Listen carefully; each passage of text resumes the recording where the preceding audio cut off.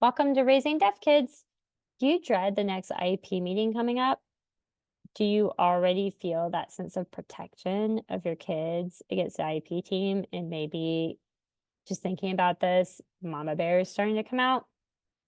So the truth is, we, as in you, are going to be working together with your child's IEP team, maybe for a while, for a long time. So it's important to get on the same page and be able to work together to support your child in school. So today we're going to talk about how to stop opposing your IEP team and learn how to get on the same page as your team for better school results for your child. Let's get started. Hey mama, welcome to Raising Deaf Kids. Do you want more ease in your daily life? Do you want to help your child learn language faster but have no idea where to start? Do you find yourself searching for how to learn sign language and best ways to practice speech goals? Hey, I'm Alaine. I'm a mom of 3 littles, 2 of whom are deaf.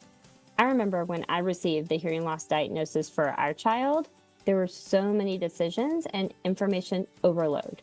I lacked clarity and confidence and yearned for ease and balance in our lives. It was then that I discovered strategies to support our kids' language development at home, and I even helped them learn language faster. I can't wait to share it all with you. So put down that to-do list, close out that ASL app for now, and let's get started.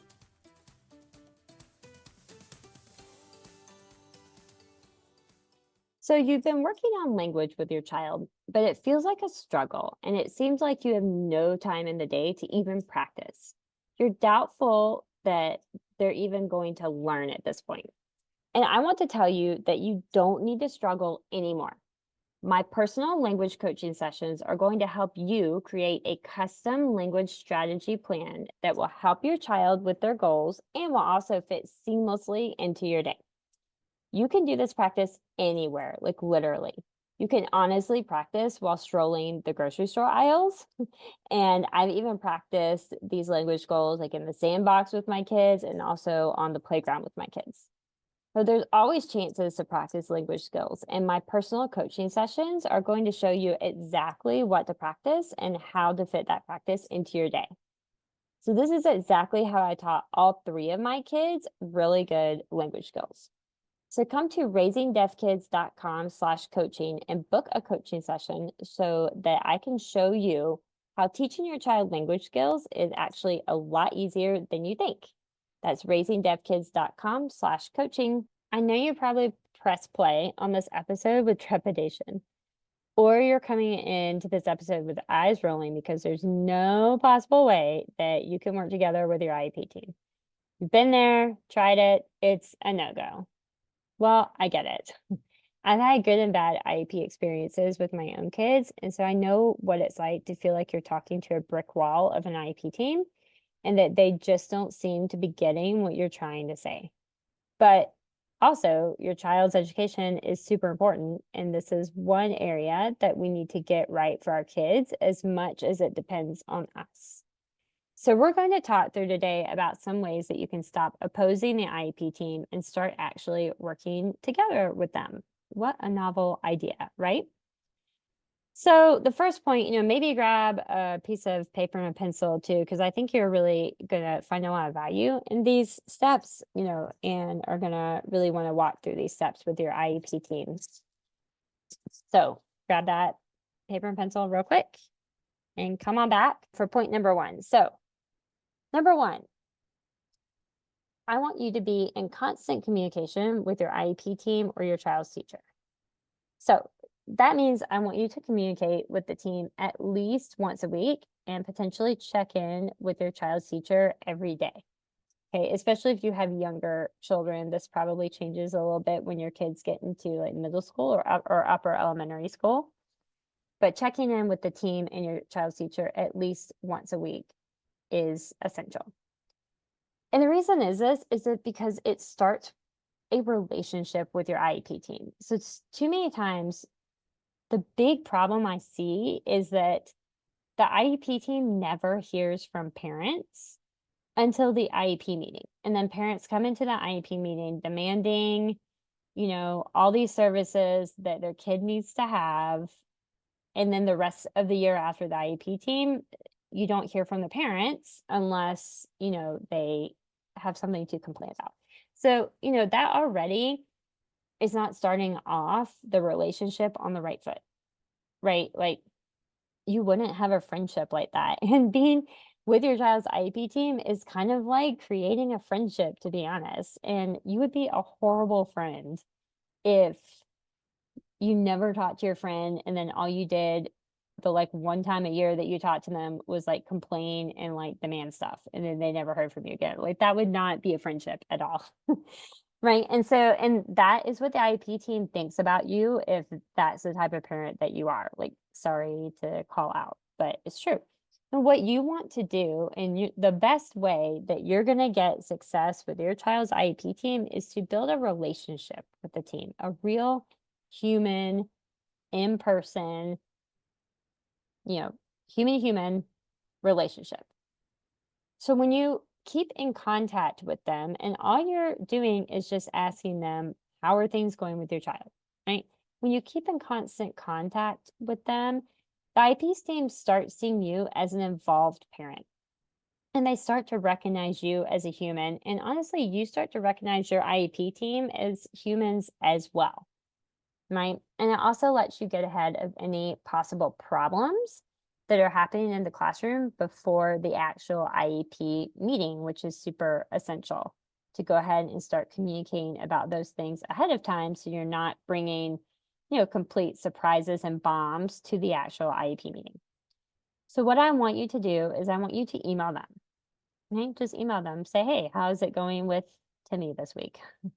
How's it going in school with them? Let me know. Or check in verbally with your child's teacher at school pickup each day as well. Or even email your child's teacher for an update if your child is a little bit older and you're not seeing the teacher every day. Email once a week for an update. Say, hey, how's Timmy doing in class? How's he doing with the singing arrangement? Does he seem like he's hearing okay? Just ask questions and start building a relationship where, you show the IEP team that you're interested in talking to them and you're interested in communicating with them and you're also interested in your child's education. So this one point right here, this point number 1, if you just do this and no other point, I guarantee that you're going to see complete changes to how you work with your child's IEP team just by staying in communication with them, and asking about them. I talk to my kids' IEP team all the time. I talk to my kids' teachers every day, to just give you an example. And I ask my IEP team about their own families because guess what? The IEP team, they are people too, right? They have their own families, they have their own kids, they have their own stuff going on. And I ask about it. I ask them, what are you doing for spring break? What fun things do you have planned for summer break? What did your kids get for Christmas? And I remember stuff and follow up about it. Hey, you said that your child had a basketball game this weekend. Who won? How did it go? Ask them, be a human. Ask them stuff about themselves and relate to them on a parent to parent level as well, because many of them are also parents.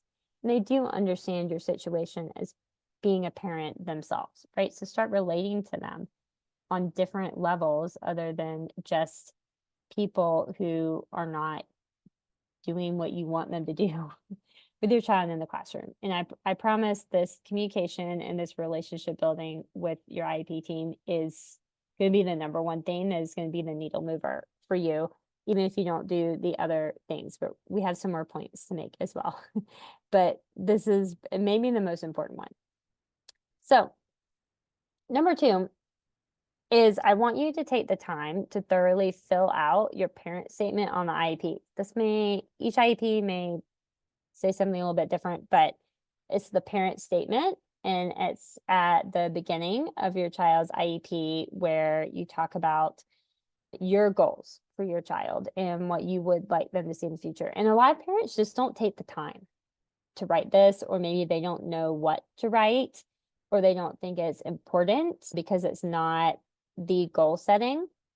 But I want to tell you that, pro tip, this is actually a really important part of the IEP. And what's most important about it is that it is your voice as the parent in the IEP. This is your voice stating what you want for your child. So taking some time and filling out thoughtfully this parent statement on the IEP helps your IEP team understand your family and your family's values. It also helps the IEP team create goals for your child based on what you want your child to know or what you want your child to accomplish, right? So you can talk about what you want your child to accomplish in the school year. And you can talk about also what you want your child to ultimately accomplish and be able to do over the next 18 years by the time they graduate from high school. And just writing all of this, it also shows that, once again, you want to be involved in your child's education. And IEP teams are so used to parents just not showing up and not being involved for whatever reasons, that having a parent that actually takes the time and is thoughtful about their child's education is usually very welcome on the IEP team. So next time this is coming up, and we're kind of getting into IEP season now, so this may be coming up for you soon, which is why we're doing this episode today. So the next time this comes up on your IEP and you have a chance to put in the parent IEP statement, I want you to take the time to consider what you want your child to learn at the end of this year and at the end of 18 years. What are the goals that you want for your child academically to be able to do? And you can even put your child's voice in there. If your child is old enough to say, what they want to accomplish, what they want to learn, put that into the statement as well, because then it's not only your voice in the IEP, and it's also your child's voice, which ultimately is the most important voice in this process. So while you're talking to the IEP team, I also want you to use collaborative language. So use language that talks about us. When you're talking to IEP team, or just talking, weekly with your child's IEP team and teacher, which, going back to point number 1, is something that you're going to start doing now. I want you to use language, how are we doing with our child's education? My child needs help with this. What are we going to do about it? What systems are we going to put in place to, help this child? And what using that collaborative language does is it puts everybody on the same team. Okay. It's not opposing you against them, because that's what we need to stop. We need to stop the us versus them mentality, and we need to create a bridge, and we all need to be on the same side of the table, because ultimately we are.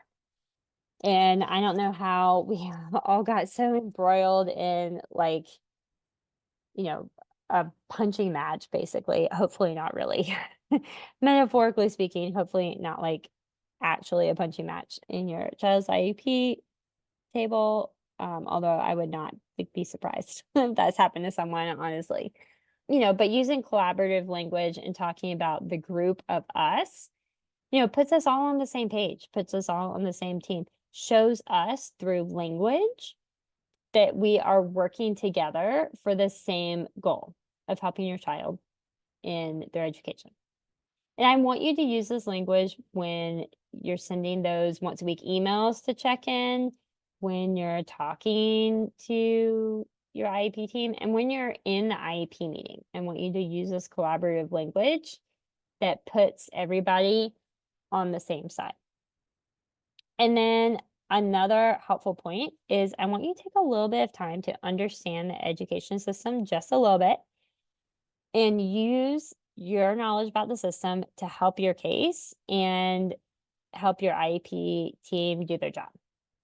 So you may or may not know, but your IEP team is guided by the school system. So they have certain things that they can and cannot do based on the laws and the regulations of your state and of your school system. Okay, so they may be wanting to give all the services, all the things, but they can't, right? There's a holdup somewhere. A lot of times it is budget. It is not always budget. A lot of times it's not having enough people, which then probably comes down to budget, not being able to hire enough people.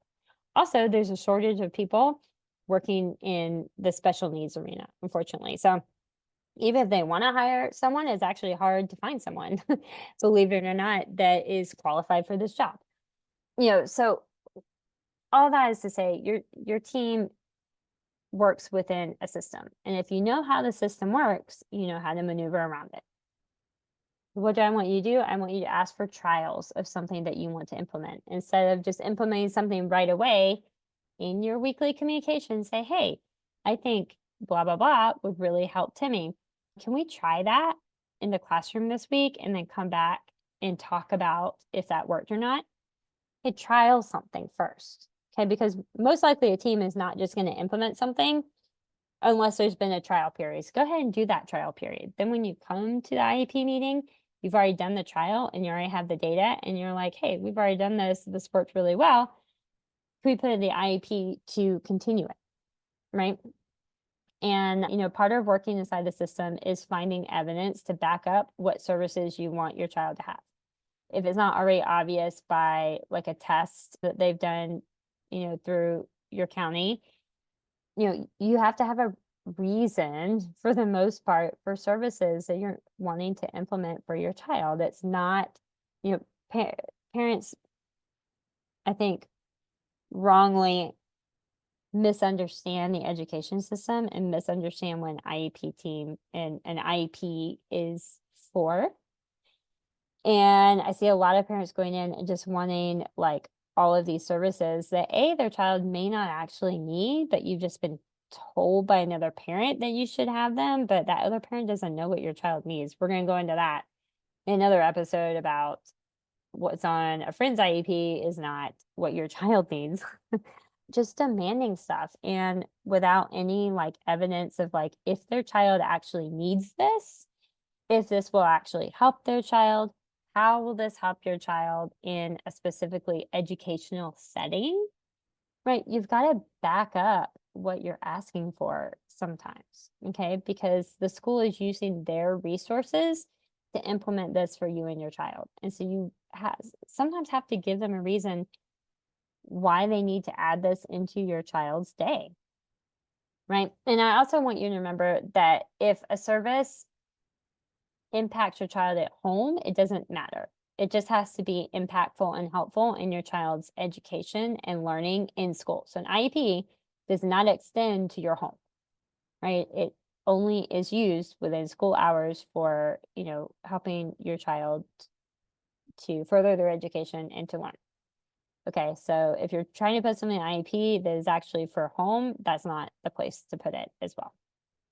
Okay, so understand what system you're working in and understand how to maneuver around that system is also going to be key. So I know that IEP meetings and dealing with an IEP team can feel like a major drag. And it makes parents feel the most anxious because you don't know how to maneuver around the educational system. It's overwhelming to do that. I get it, but it is worth taking some time to invest a little in understanding the process of the IEP and the process of the education system and how that works in your area. Okay, and you're going to help your child the most, not by yelling and screaming at the IEP table, but you're going to help them the most by being cool, calm, collected, and calculated in what you were saying to the IEP team and what you're saying in the IEP meeting. So you can do this. You can do this school advocacy thing for your child, absolutely. It's just going to take some relationship building with your team and some understanding of the school system that you're working in. So if you're having trouble collaborating with your IEP team, then book a coaching call with me. So I know that my coaching calls are typically a language strategy session, but I am also a former high school teacher. So I have been in education for a while, and I can also help you with some IEP coaching. So I can give you one-on-one coaching support about how to collaborate better and communicate better with your IEP team. We can also go through, any accommodations that you're thinking about for your child and if that is actually needed or not for your child and best ways to approach talking with your IEP team and approaching the IEP meeting. Okay, so if that sounds something like you need major help with, I would be more than happy to help you. I love talking education. I love talking language and education. So please go ahead right now to book your first coaching session at raisingdeafkids.com/coaching. I'll put it in the show notes. And I can't wait to help you have better collaboration with your IEP team and have better IEP outcomes for your child. So I hope this episode calms your soul. And as parents, we want the absolute best for our kids, but unfortunately, kids, especially kids with hearing loss, don't come with a handbook. So I want you to know that simply by being here and listening, you are doing a great job as a mom and as a parent because you are learning and trying to find better ways to help your kid. So I am so proud of your efforts. I'm so glad that you're here. And I will see you next week. Hey, Mama. I hope you enjoyed today's episode. If so, would you take 30 seconds and subscribe to this podcast? I never want you to miss an episode and to be without valuable information to help you and your family. Also, please leave a quick written review for the show on Apple Podcasts. It lights me up to know this podcast is helping you. Now go check off the rest of your to-dos so you can love on your family today. And I'll meet you here every Tuesday and Thursday for podcast episodes to support your whole family in language learning. Ciao, Mama.